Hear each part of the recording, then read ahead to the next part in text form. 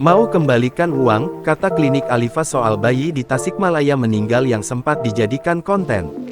Begini kata pihak klinik Alifa Kota Tasikmalaya yang jadikan bayi prematur konten foto newborn hingga meninggal dunia.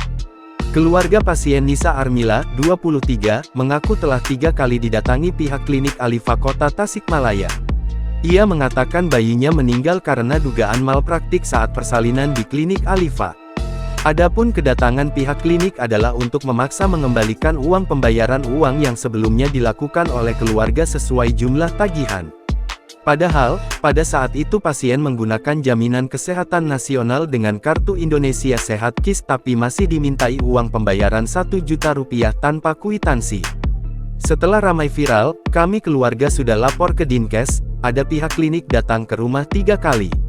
Mereka katanya mau mengembalikan uang pembayaran yang saat itu kami bayar tanpa kwitansi oleh klinik.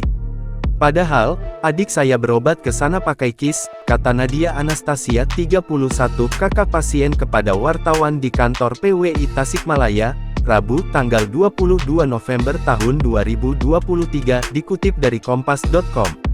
Kemudian Nadia dan keluarga pun menolak, dan mengembalikan kembali amplop dari pihak klinik, karena tidak mau terbebani dalam proses mencari keadilan bayi adiknya yang meninggal dunia. Hingga kini pihak keluarga masih menunggu proses dari kepolisian usai melapor dan dimintai keterangan dalam kelengkapan penyelidikan. Lebih lanjut, Nadia mengatakan kini adiknya masih beristirahat di rumah dalam masa pemulihan setelah persalinan dan masih berduka kehilangan anaknya. Akan tetapi beberapa petugas kepolisian sudah mendatangi rumah adiknya untuk dimintai keterangan.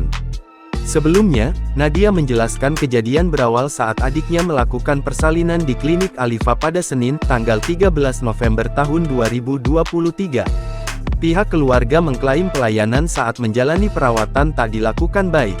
Keluarga Nisa Armila, 23, warga Tasikmalaya, melaporkan klinik Alifa yang beralamat di Kecamatan Bungursari, Kota Tasikmalaya, Jawa Barat, ke Polresta Tasikmalaya, Senin, tanggal 20 November tahun 2023.